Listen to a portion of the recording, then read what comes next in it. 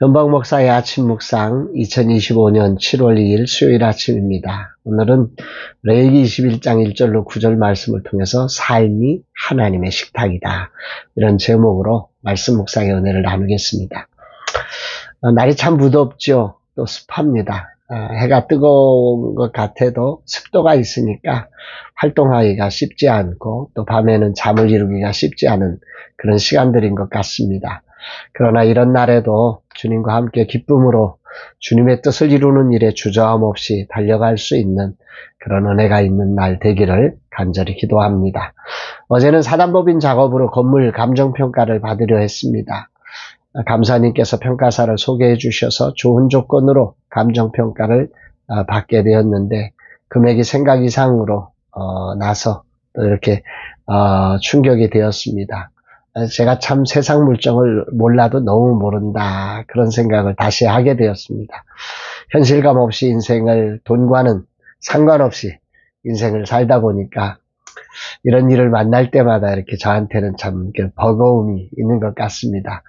왜 이렇게까지 해야 되는지, 이런 건 너무 헛된데 돈이 너무 많이 나가는 거 아닌가, 오직 작은 교회만에게 이 지출돼야 되는데 하는 그런 정말 세상 물정 모르는 목사만의 생각이지요.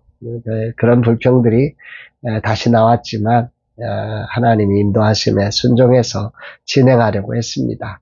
그런데 인천시 주무관이 건물을 재산으로 잡는 것에 대해서 자기가 한 번도 해보지 않아서 조금 더 살펴봐야 되겠다. 그래서 시간을 조금 더 그래서 일주일간 이거를 진행하지 못하고 보류된 그런 상황이 되어버렸습니다. 아니 규정이 있는 건데 그래서 뭐 또 합리적인 규정이 있는데 왜 이렇게 또 보류를 해야 하나 뭐 이런 것들을 생각하면서 마음에 불편함이 있는 그런 날이었습니다. 물론 그분들이 걱정하는 것을 제가 충분히 이해합니다. 세상에 별일이 많잖아요. 별 사람들이 많고 이런 걸 통해서 또 탈세를 하려고 하는 목적으로 하고 뭐 여러 가지 이유들로 이 교묘하게 하시는 분들이 계시니까 공무원들 입장에서 이제 그걸 방지하기 위해서 이렇게 보류하고 또 더 면밀하게 검토하고 이러는 것이 아닐까 이런 충분히 그분들의 입장을 이해하고 하지만 그래도 좀 마음에 불편함이 있습니다.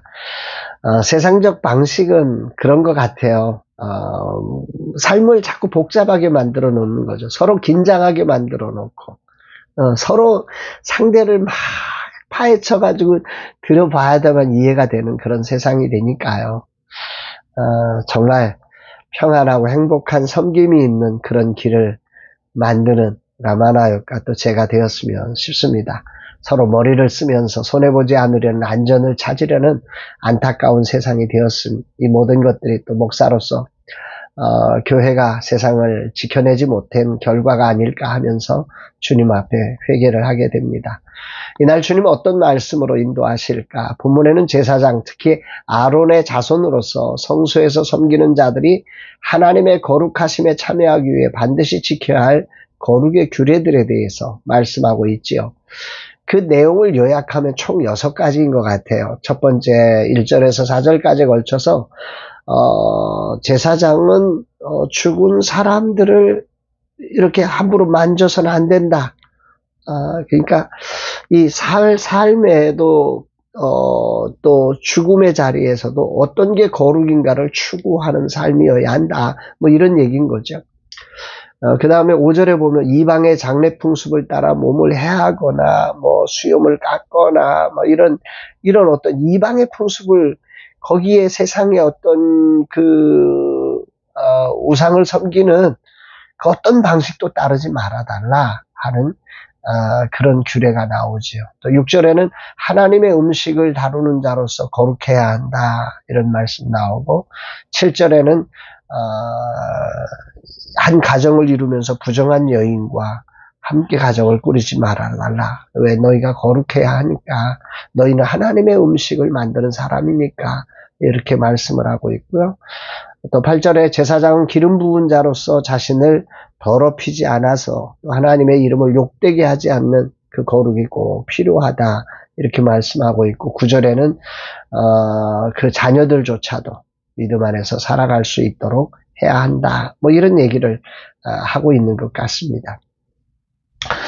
오늘로 적용해서 생각해보면 세상적 가치관을 분별해서 죄와 타협하지 말고 거룩의 삶을 지켜내라.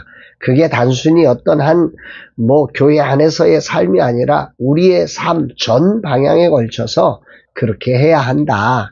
그런 말씀의 기준 아래서 거룩을 지켜내는 삶을 살아가는 사람이 바로 제사장이다. 제사장의 역할은 그저 제물만 드리는 게 아니라 그런 모든 삶의 영역에 거룩이 지켜질 때 그 역할이 합당해진다.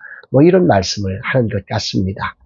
여기에 대해서 바울의 말씀이 생각나게 되지요. 고린도전서 3장 17절에 보면 누구든지 하나님의 성전을 더럽히면 하나님이 그 사람을 멸하시리라. 하나님의 성전은 거룩하니 너희도 그러하니라. 바울은 너희가 하나님의 성전이다 이렇게 표현했어요. 그 성전을 더럽히지 말라. 그러면 하나님이 그들을 멸하신다. 하나님의 성전은 거룩한 곳이니 너희가 그렇게 거룩함으로 살아내야 한다. 이렇게 분명히 바울은 이 구약시대의 제사제도를 섬겼던 제사장이 오늘 몸인 성전을 섬기는 거룩한 제사장으로서의 성도의 삶을 이렇게 정확하게 짚어낸 것 같습니다. 분명한 것은 예수 그리스도의 오심과 죽으심과 부활의 사건으로 성전시대는 끝이 난 것입니다. 구약적 성전시대. 이제는 우리 몸이 주님이 거하시는 거룩한 성전이 되었고 우리는 그 성전을 섬기는 제사장이 된 것입니다. 그렇다면 오늘 이 구약 속의 제사장들에게 주어진 이 규례가 오늘 우리 각 사람들에게 주어진 규례가 될 수 있다고 하는 거죠.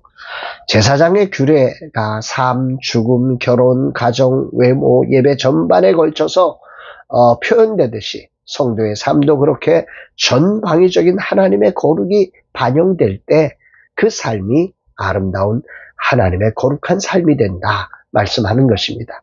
물론 구약적인 표현을 오늘 이 시대에 그대로 적용하면 안 되죠. 시대 언어가 다르고 문화가 다르니까 말입니다. 다만 그 정신과 의미를 따라 오늘이라는 삶의 자리 전반에 걸쳐서 거룩을 입으려고 하나니 예수 그리스도로 옷 입은 삶, 다시 말하면 하나님의 말씀을 따르는 삶으로 살아가는 이 삶이 교회 안에서뿐만 아니라 우리의 삶 전방위적으로 그대로 이루어질 때 그 사람은 하나님의 성전을 섬기는 거룩한 제사장이다. 이렇게 표현할 수 있는 것 같습니다. 오늘 주님은 내게 무엇을 말씀하시는 것일까? 저에게 2025년은 삶과 사역의 전반전과 후반전을 연결하되 사역과 삶을 재편하는 시간입니다. 역할에 대한 변화와 대안을 찾아가야 합니다. 그러나 내 뜻대로가 아니라 하나님의 선하신 손의 인도하심을 따라야 합니다. 저는 압니다. 내 생각이 기준이 될 때의 그 위험함과 초라함을 그래서 어찌하든지 저는 저를 부인하고 말씀을 따르려고 무척 노력을 합니다. 오늘 말씀 중에 가장 울림을 주는 말씀은 이겁니다. 8절 말씀인데요. 너는 그를 거룩히 여기라. 여기 너는 모세를 말하는 거예요. 하나님이 모세에게 제사장의 그 삶을 제사장들을 거룩히 여기라. 모세가 지도자잖아요. 그럼에도 불구하고 그 제사장들을 거룩히 여기라. 그는 내 하나님의 음식을 드림이라. 그러니까 제사를 하나님은 뭐라고 표현하셨냐면 하나님의 음식이다. 그러니까 제사가 무엇입니까? 거룩하신 하나님이 죄인을 받으시는 자리거든요. 그러니까 죄인을 속죄하기 위해서 죄인이 가져온 제물을 이제 속죄 제사를 드리고 화목제물을 드리고 번제물을 드려서 하나님 앞에 올라가는 제사를 만들어가는 제사장을 하나님의 음식을 드리는 자다. 그렇게 표현한 것입니다. 하나님과 죄인이 만나는 자리에 하나님께 드리는 제사, 하나님께 드리는 음식을 드리는 자이기에 하나님은 모세에게 너희는 그를 거룩히 여기라. 구별된 소중한 사람으로 여겨라. 그렇게 말씀하고 있는 것입니다. 너희를 거룩하게 하는 나 여호와가 거룩하기 때문이다. 하나님은 그 사람을 거룩하게 여기니까 너희도 거룩히 여기라. 이런 표현으로 보면 이 말씀을 제대로 이해하는 것 같습니다. 히브리 원문의 뜻으로 보아도 모세에게 제사장을 거룩히 여기라고 하면서 하나님의 음식을 드림이라 이런 표현들을 하고 있는 거죠. 하나님의 식탁을 섬기는 자이기 때문에 거룩히 여기라. 요 말이 저는 이제 이 말씀을 묵상하면서 저에게 울림을 주었던 부분입니다. 하나님의 음식.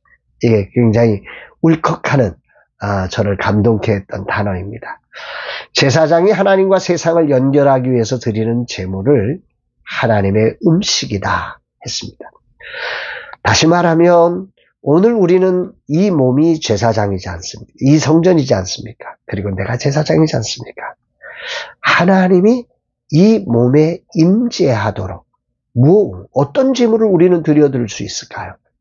그것은 바로 우리의 삶이라는 거죠. 그래서 내가 살아가는 삶이 하나님이 받으시는 제물이라고 하는 것입니다. 그래서 내가 거룩해지는 것입니다. 내 삶 전체를 하나님의 식탁 위에 올려놓는 것이 이게 우리의 삶입니다. 그리고 그걸 하나님이 기뻐하시면 우리는 거룩한 제사장이 되는 것입니다. 우리는 이제 예수 그리스도를 통해 제사장의 사명을 이어받은 자입니다. 세상과 하나님 사이에서 하나님의 식탁을 준비하는 자로 부름을 받은 사람입니다. 오늘도 저는 이 일을 하는 자로 거룩함을 지켜내야 합니다. 삶이란 단지 일상의 생존을 위해서 존재하는 게 아닙니다. 하나님이 받으실 식탁을 준비하는 제사장적 자리임을 깊이 묵상하게 됩니다. 이제 은퇴 이후, 저는 은퇴 이후를 생각하는 사람인데요. 은퇴 이후 내 삶의 형태는 많이 바뀔 것입니다. 왜? 역할이 바뀌니까요.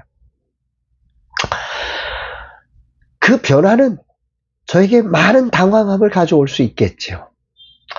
그러나 하나님 앞에 거룩한 제사장으로 살아야 한다는 이 본질은 절대 변하지 않습니다. 후반전에도 하나님이 받으실 만한 식탁을 준비하는 자로서 하나님과 세상을 연결하는 삶이 되기를 그래서 기도하게 됩니다. 후반전의 삶에도 역할은 바뀌지만 내가 정말 하나님과 세상을 연결하는 그 하나님의 제사장으로서 온전히 살아지기를 소망합니다. 그렇다면 오늘 하나님이 기뻐하시는 식탁이 되게 하려면 나는 무엇을 해야 할까? 주님이 주신 제사장의 신분을 기억해야 할 것입니다. 내가 신분이 무엇인지, 나는 이 성전에 하나님이 받으신 하나님의 음식을 준비하는 자다라고 하는 이 신분을 알아야 내가 제대로 살아갈 수 있겠죠? 그게 첫 번째일 것 같고, 두 번째는 이 신분에 맞게 그리스도로 옷 입고 이 삶이 하나님이 기뻐하시는 음식이 되도록 준비하는 요리사가 되기를 작정해 봅니다. 아울러 그 맡겨진 자리에 내가 해야 할 역할이 무엇인지를 분명하게 기억해서 그 일에 주님께 부끄럽지 않은 충성하는 자로 사라지기를 그렇게 소망하고 다짐하게 됩니다. 주님 감사드립니다. 늘 말씀을 통해 종의 길을 구체적으로 제시하심을 감사합니다. 오늘도 하나님이 받으실 만한 식탁을 준비하는 거룩한 종이 되기를 소망합니다. 주님의 임재를 향기처럼 전하는, 그래서 하나님과 세상을 연결되게 하는 하나님의 음식을 준비하는 사람 되게 하여 주옵소서 고백합니다. 사랑하는 여러분, 오늘 여러분은 어떠십니까? 우리의 삶은 하나님의 식탁 위에 올려지는 제물입니다. 예배입니다. 우리는 그 거룩한 식탁을 준비하는 제사장입니다. 오늘이라는 삶은 하나님과 떨어진 게 아닙니다. 하나님께 올라가는 아름다운 하나님께 드리는 음식이라는 말입니다. 이 사실을 기억하면서 우리의 삶이 하나님의 음식, 하나님이 정말 향기롭게 받으시는, 기뻐 받으시는 하나님의 음식이 될 수 있도록 우리가 어떤 자리에 있든 그 자리가 하나님이 기뻐할 만한 제사장적 삶으로 하나님과 세상을 연결해가는 아름다운 삶 되기를 주의 이름으로 축복합니다. 사랑합니다.